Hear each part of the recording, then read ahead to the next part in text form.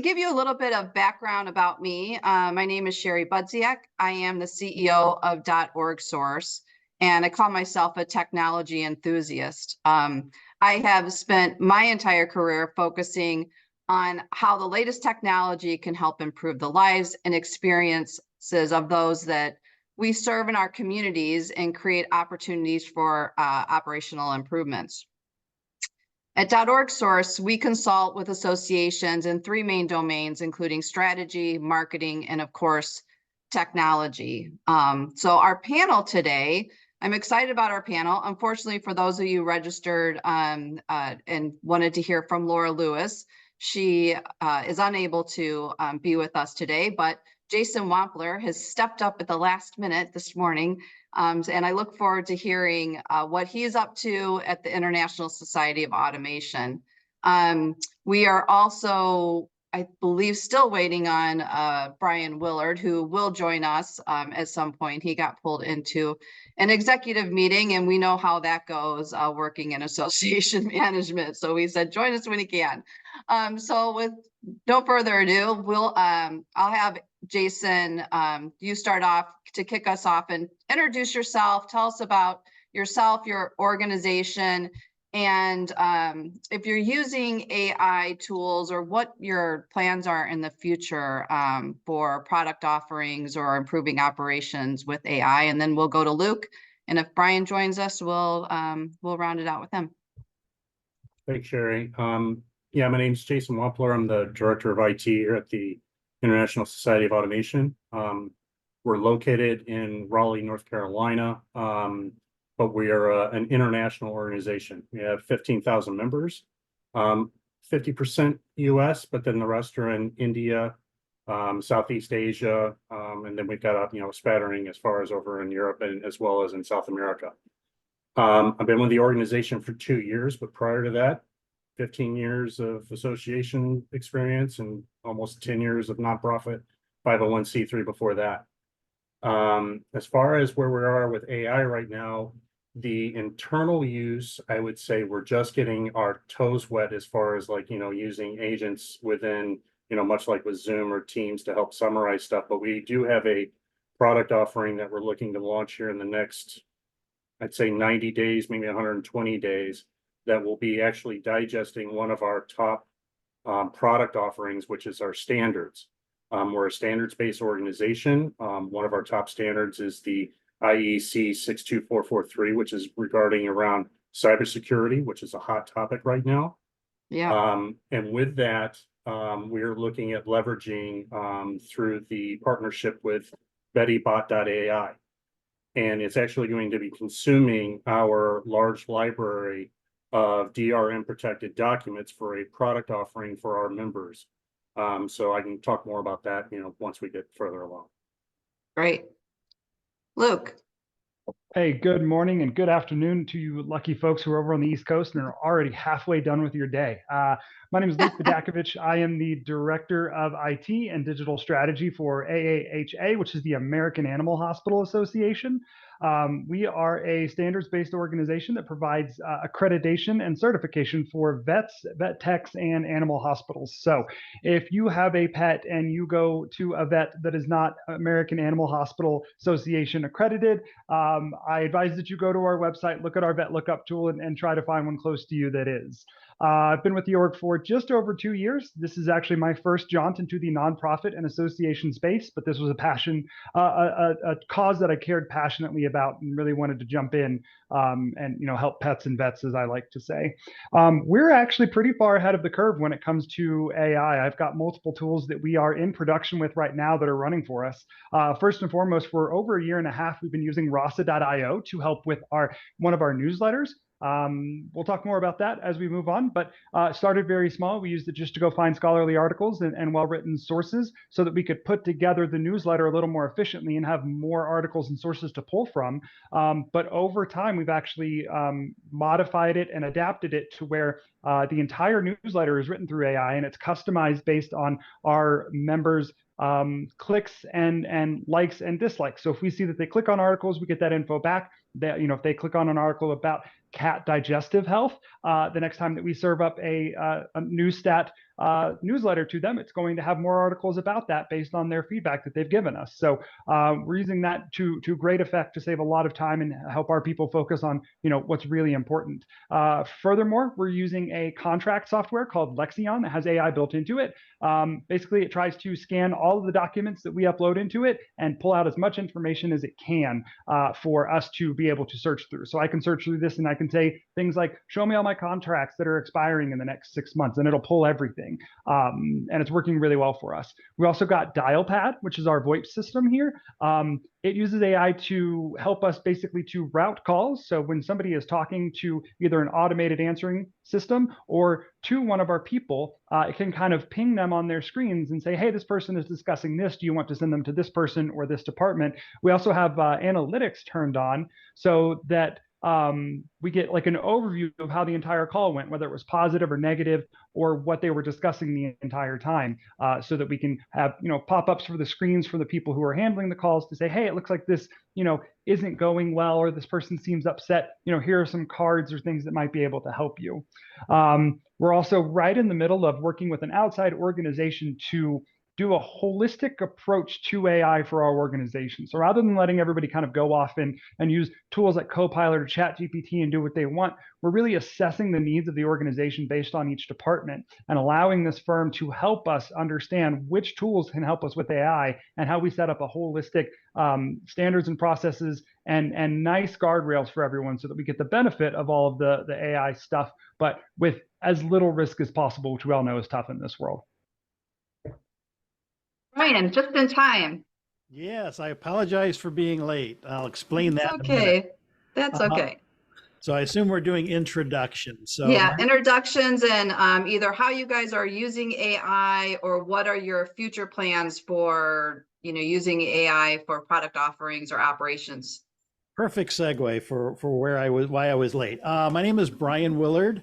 I am with the CCIM Institute. We do credentialing and education for anyone who does anything with commercial real estate.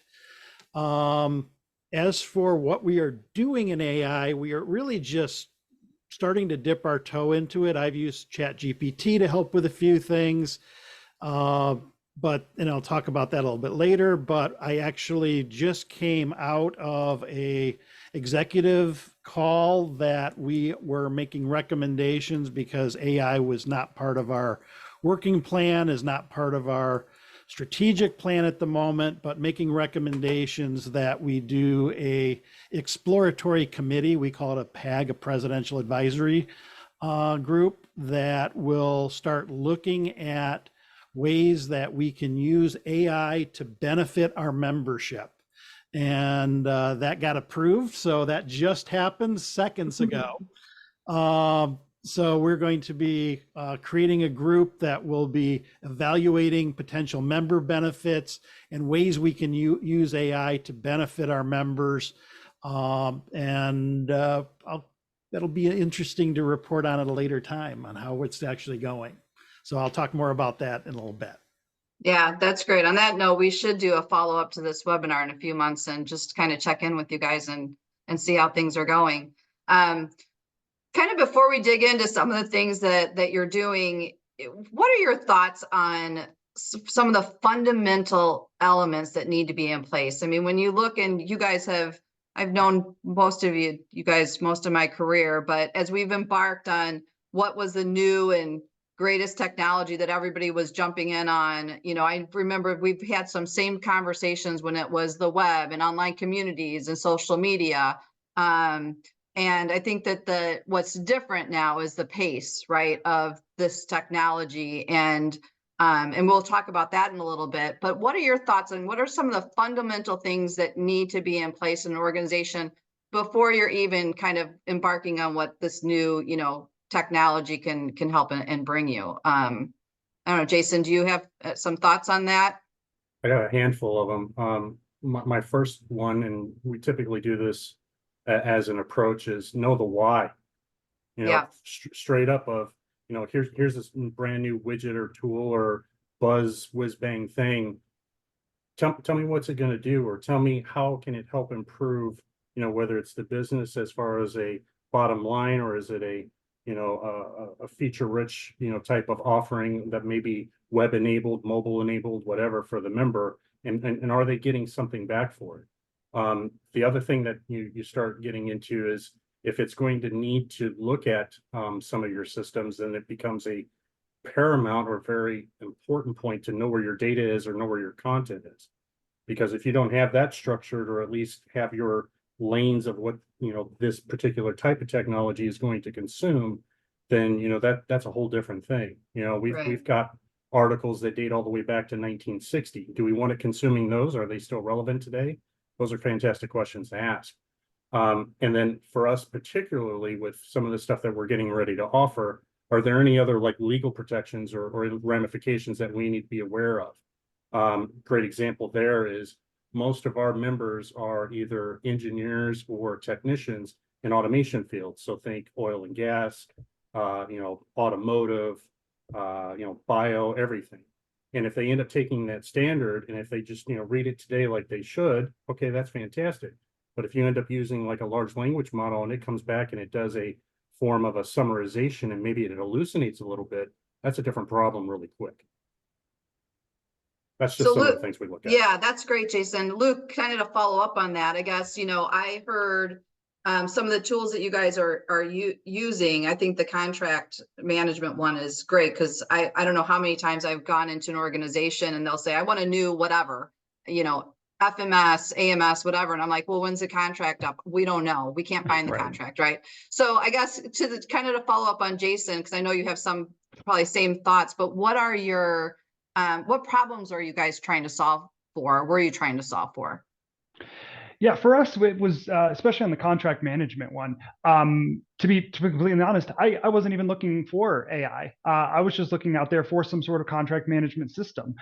We had, full disclosure, 4 or 5 contracts last year that auto-renewed because we weren't doing a good job of tracking when we needed to cancel them, and they auto-renewed without us wanting to go forward with them. So I have multiple pieces of software or apps that I'm paying for this year that I'm not using just because our finance team and myself didn't do a good enough job of monitoring those. And so I started looking into contract options and started looking through them and found Lexion and found the one with the AI tools. And for us, it was a really easy sell. It came through as basically the same price as some of the other options for us, but gave us the additional impact of it'll go through all of our contracts and try to pull as much as it can. And that saves us time, even if it gets it wrong. It may have, the wrong people listed there. It may have a wrong phone number. It may have a wrong cancellation date, but at least it gives it a shot and, keeps us from having to enter that information. So for us, it's always, is the juice worth the squeeze? And for this particular one, the amount of work that it did for us definitely made it worth, the additional time and effort and cost that it was going to take to onboard in this system. Because there are it did take longer to onboard us. It wasn't just load up all of your contracts and go. It was find all your contracts, load them, let the machine learning look at them all, then QA them after the fact. And that took an additional couple of months for us. So, it was mostly, is the juice worth the squeeze? And then getting buy-in from our executives to say, are we okay with this? Do we feel comfortable with this level of AI? Brian, I'll go to you for the same question. Yes. In the vein of both what Luke and Jason said, what I just presented to them is we need to look at things that both provide ROI, which everyone knows what it is. And in the case of what Luke just talked about, that's where you look at, is there return on investment for those things? But when we're looking at things that may help our membership, I specifically said we need to look at what ROM we will also get, which I look at as return on mission.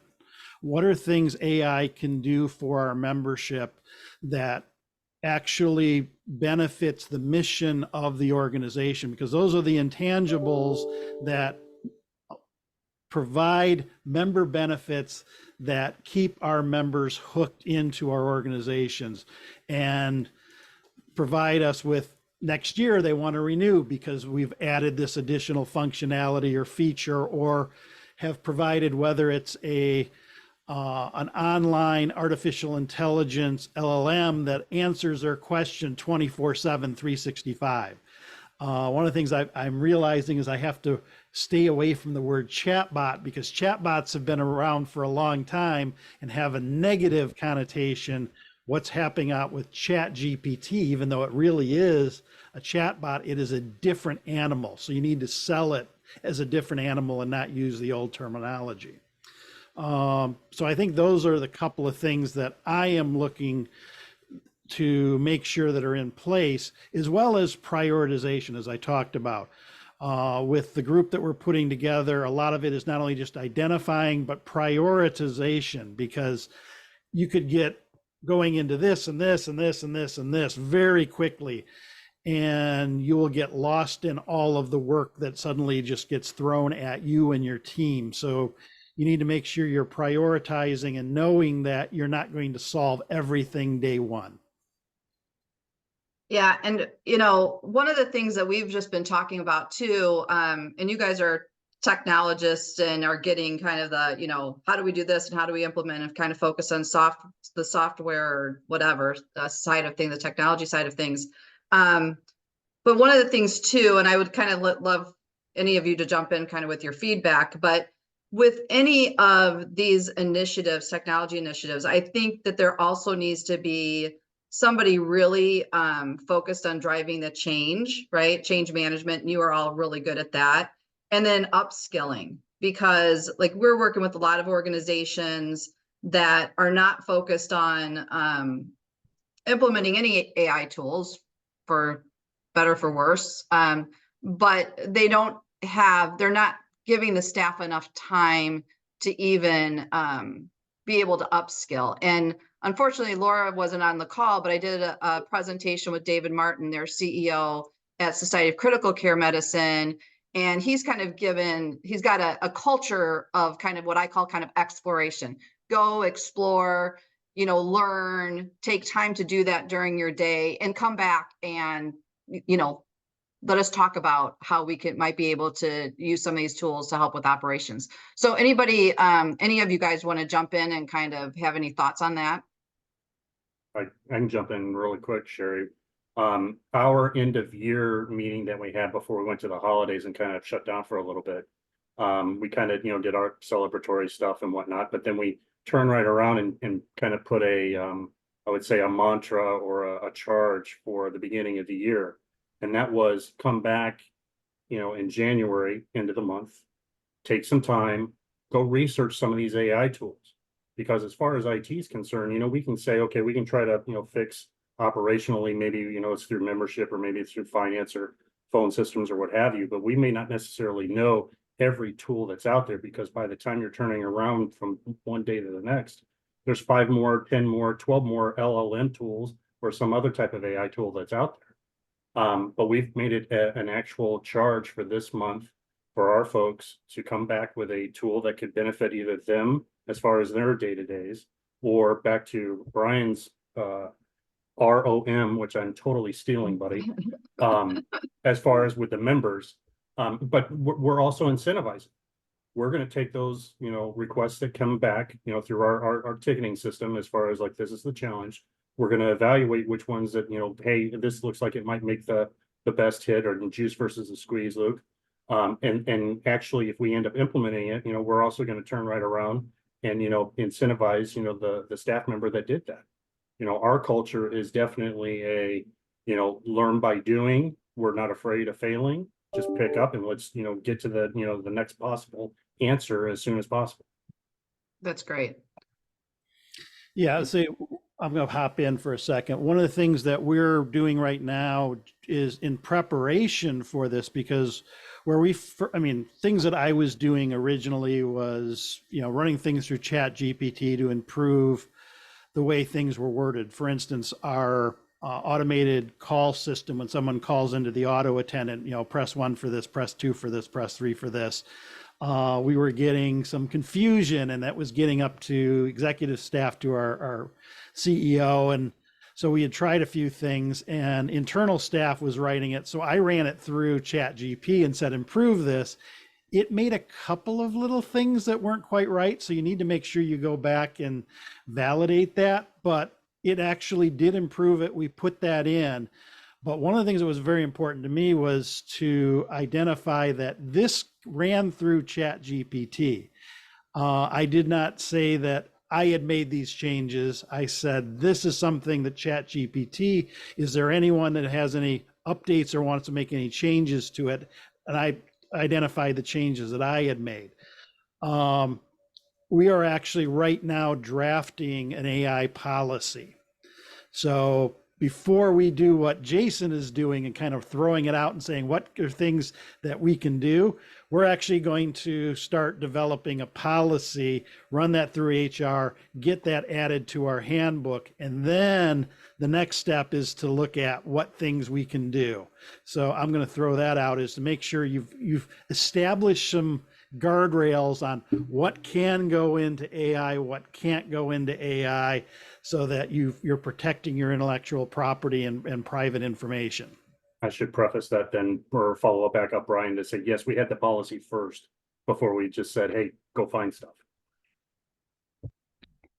So let me ask you guys, what do you think that maybe like isn't working for you when it comes to the discussion around AI? For us, and full transparency, and kind of a word of warning, for us, I think it's moving forward without a policy. We have a lot of people doing a lot of really interesting things with AI, but without communication of what different departments and different silos are doing, it's really hard to keep track of it. I kind of had to have go behind the scenes and try to herd people after they've already been working with it and try to do a policy after the fact. And we never wanted to be a group that's like, no AI until we get everything figured out or tell you what you can and cannot do. We want people to experiment and want to be able to work with it. But we move forward with a lot of things without having a whole governance AI policy or knowing what a lot of groups were doing. The good news in that is there's not a lot of overhead. Those groups get to move a lot faster. And so we're pretty far ahead with a lot of AI tools compared to a lot of other organizations. But at the same time, I don't have a lot of insight or oversight into what they're doing and how they're using it. And there's a chance that we may come up with a policy that affects that because it's what's best for our org. And so we may have to roll backwards on that. So I strongly caution, it's worked out okay for us, but I'd strongly caution kind of letting everyone go forward with any of these tools without a broader policy and guardrails, or at least knowledge of what they're doing. And especially as we're seeing things like Copilot being just built into Windows 11 from the start, somebody's going to wake up one morning, see that their computer is updated, ooh, what's this, and start playing with it. And that's when you can start running into problems. So we had a couple questions that I'm trying to, if you guys have questions, please put them in the Q&A, because as they kind of scroll by in the chat, I lose track of them. So one was around, I saw an earlier one around dashboards, and another one about dashboards and financial information, if there's any tools or if you guys are using any tools.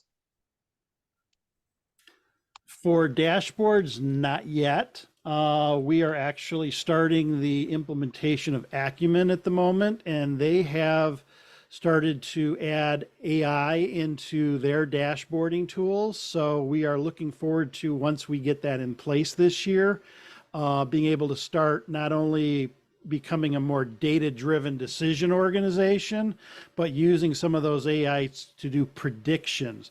One of the things I have caution my team about is this is all new. We need to also know that to a certain extent, it's going based on previous information, and outside things may affect what its prediction is versus accurate what's going to happen. Kind of like asking AI to predict what's going to happen in the stock market next year. It's not going, it will make a guess, but whether it's accurate or not may be better or worse than what the pundits are out there are actually predicting. I think you're looking for the fine print of past performance is not indicative of future results. Future results. Yep. And to add on to what Brian said, sort of an aside to Association Analytics, Nucleus is another dashboarding company that is using AI in some of their things. And then for any of you who are on a Dynamics Microsoft Dynamics based AMS, almost all of them are working on utilizing ChatGPT in their systems in some way, shape, or form. And a lot of them are doing it from the reporting side to be able to say, hey, here are these metrics, tell me who's at risk of non-renewal right now based on, these metrics that I've taught you, and it'll start to give you that information. So a couple other routes to go.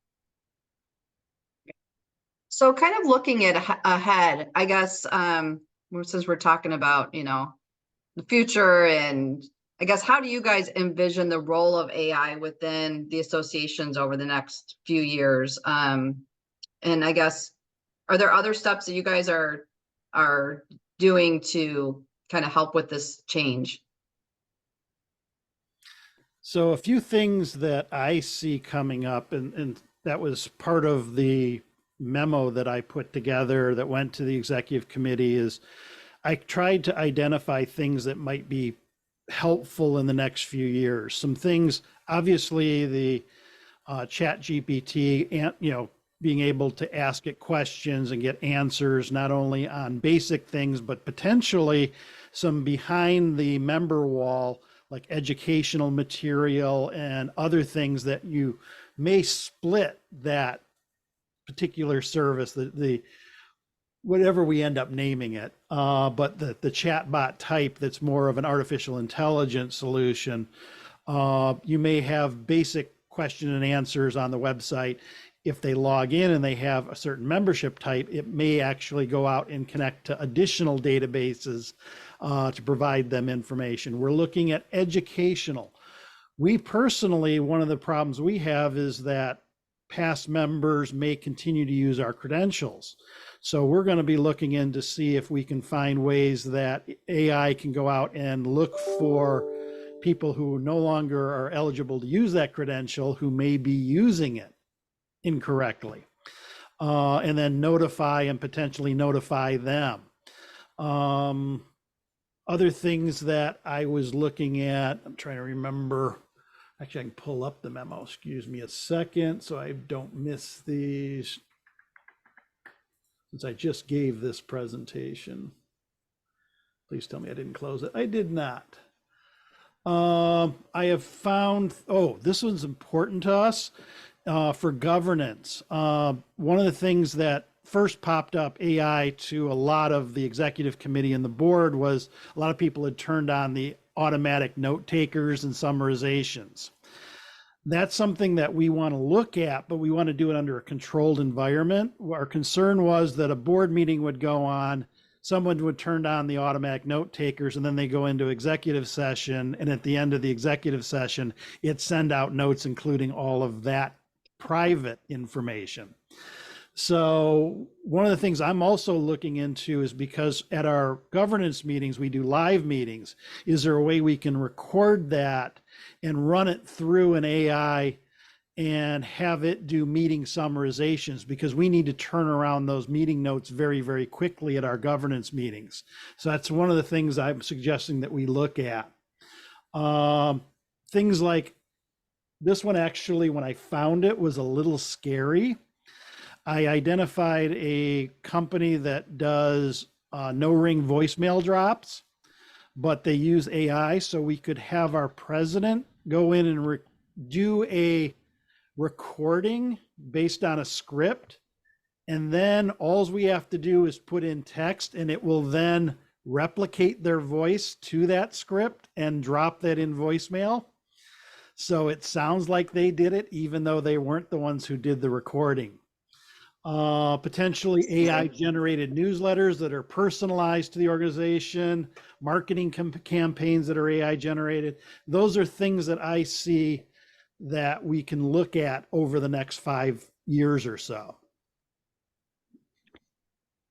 For us, to expound a little bit on that, it's kind of all about efficiency. It's letting AI do the things that anybody can do, to let our staff do the things that they're really good at and the things that they're passionate about. Especially for us, I know that everybody works lean and everybody works agile here, and everybody wants more employees. And so for us, we actually have a really, really low employee to member ratio, almost 100 to 1.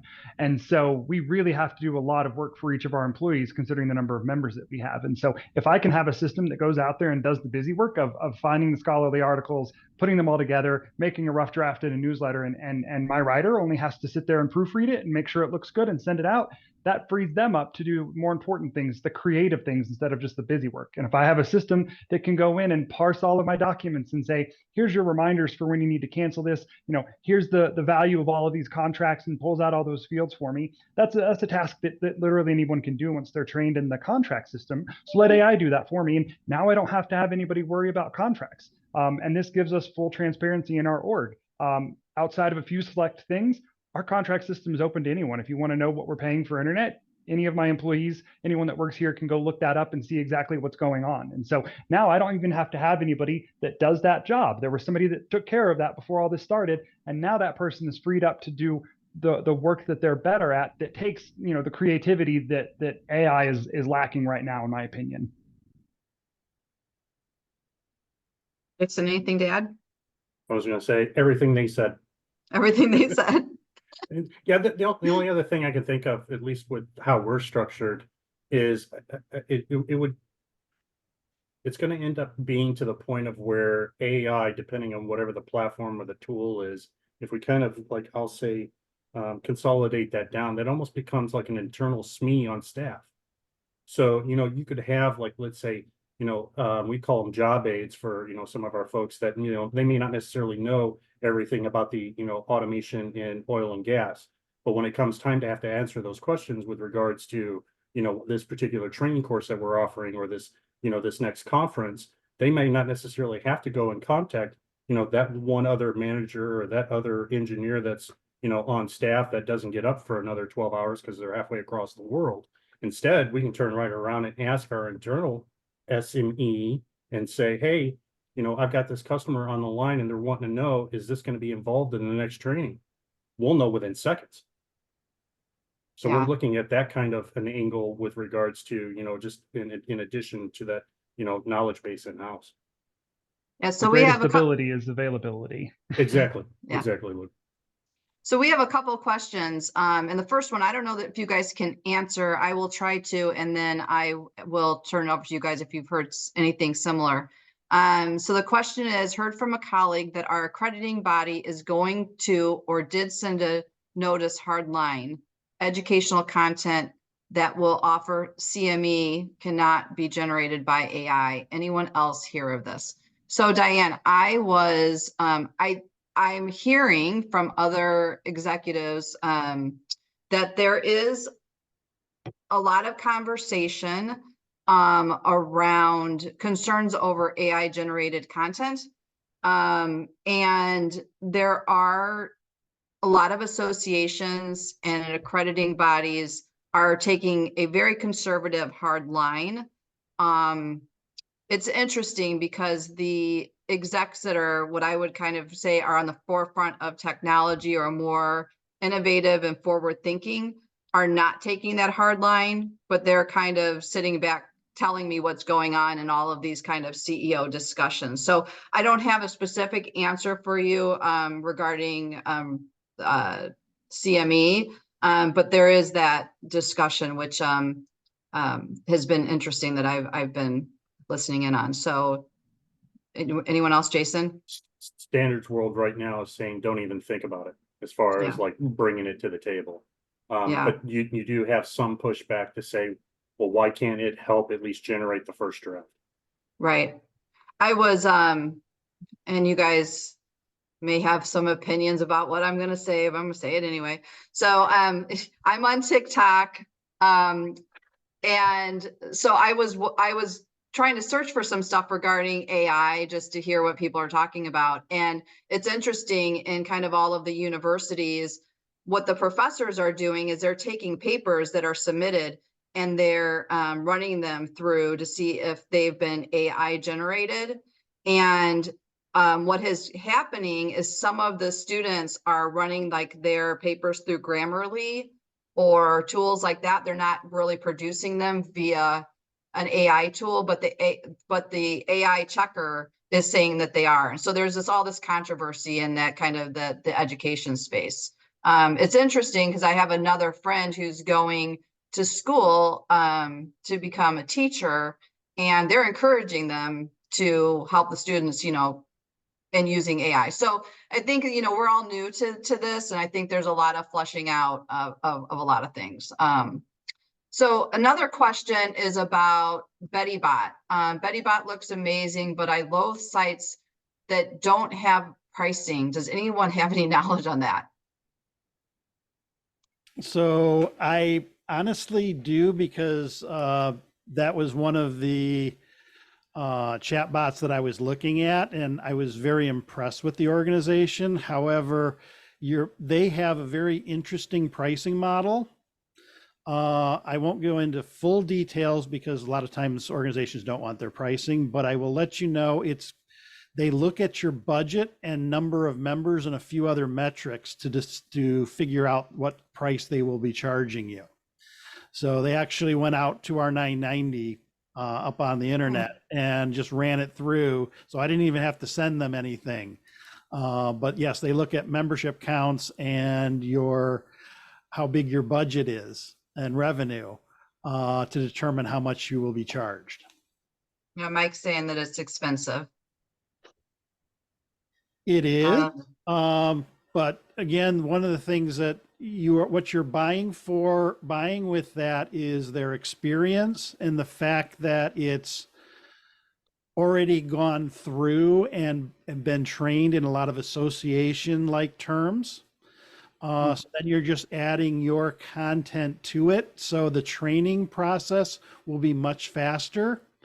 And that's one of the advantages. And it comes down to speed. How quickly do you want to roll something out, and how much time do you have staff and for your member leaders to do the training into those types of GPT type of engines?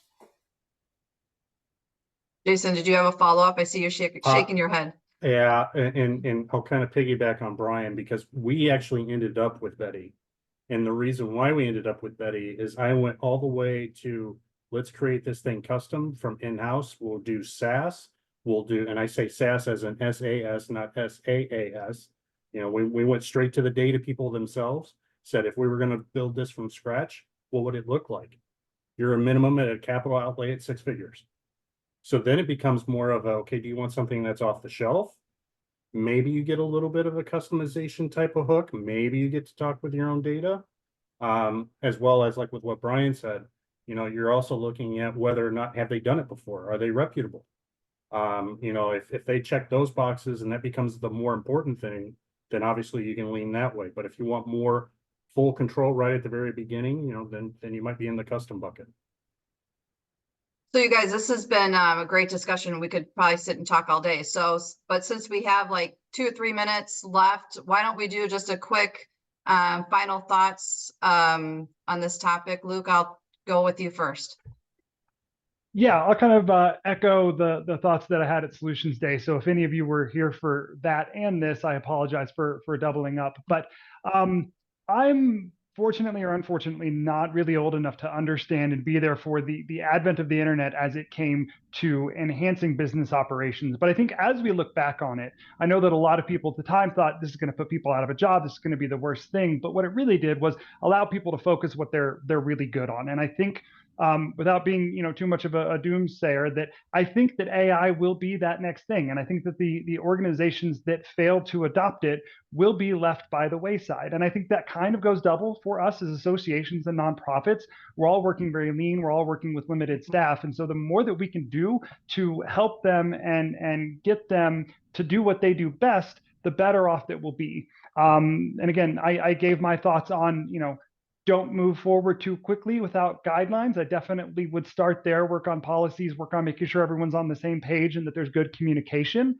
But I think it's something that you can dive into. And my last thought on that is just pick something that and just start to scratch the surface. Something that when you see how AI works with it, you're going to have a much better understanding of what it can do for you in that particular capacity. Starting with something that you don't know, like for me, which would be like standards, that's not a great place for me to start with AI because I don't know what it's supposed to look like. But contract management, I know exactly how that's supposed to work, and I know that we were going to get what we wanted out of it. So start researching, start small with something and take it forward so that you can make your organization more efficient and really benefit your members and your employees.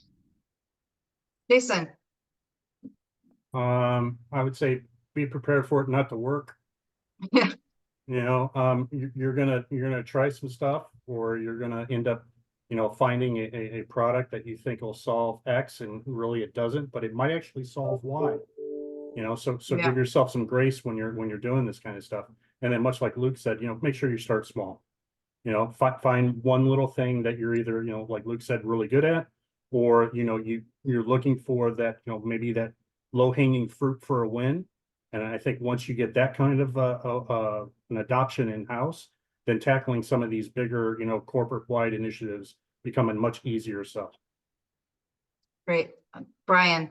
Yeah, for me, it's looking at both internal processes like Luke has been doing, and also what you're going to be able to enhance for your members as you go through this. I have taken a much more member driven. We've actually had a few members that have kind of pushed us. So I've been looking at that area a lot more.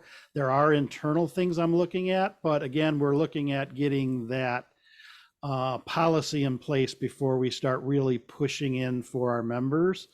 The next few years are going to be very interesting. I was old enough to be around when the internet came in. So yes, there was all the fears of this is going to replace this. Outside organizations are going to take over. I don't think we're going to see that. What we're going to see is a change in work. We're going to see enhanced and improved ways to interact with the association, and improved and enhanced ways for our staff to get their work done. It will say this is going exceedingly fast, but I think we're just at the very beginning, and I think it's going to take 5 to 10 years for this really to shake out. So take the long road. Know that you don't have to do everything day one. Know that the players are going to change, how this is going to look. I mean, as you mentioned, Microsoft just rolled out Copilot to everybody now that wants to get into it. Before, it had to be a 300 or more organization to get into the higher level, the paid for products. The other thing is start educating yourself. I'm going to throw my favorite blog into the chat.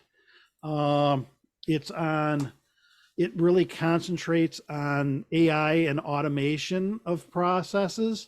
So if you want to look at that, number of YouTube channels are out there. Sherry, I'm not on TikTok, though my wife is, so I've not gone out and searched that. There are some LinkedIn groups. There's ones particularly on artificial intelligence exchange that talks, they do AI conversation and collaborations. That's definitely worth looking into. So just staying up on it. If your board hasn't gotten to it yet, they probably will start pushing for it. So be prepared, be ready to start talking about what you can do for your members, as well as what you can do for staff. Yeah, thanks for that. I will kind of wrap this up by saying, I think it's a really important time for upskilling and spending the time to understand the technology, not just for how we're using it for our internal operations and helping with enhancing the member experience. But I know that our team is getting calls to do strategic planning and having discussions with different industries on how it's going to affect their industry or their profession. So I think the more that we know and the more that we can be familiar with what's happening in the world as things are changing, the more that we can also help whichever industry that we're serving as well as they kind of navigate, because they're navigating the same thing, right? So anyway, we appreciate you guys joining us. I know, everybody's busy. Brian, you were able to jump in with the meeting, and Jason able to jump in this morning at the last minute to join us. So I really appreciate it. And everybody that is attended, if you want to follow me on LinkedIn, I'm going to be adding more resources and tools. And Brian, somebody asked about the blog that you mentioned. Do you want to repeat what that is again? I just put the link back in. Listed AI is another one that I've been following on LinkedIn. So there are a lot of good resources as well. So again, hope you guys all enjoyed the webinar, and we look forward to talking with you soon.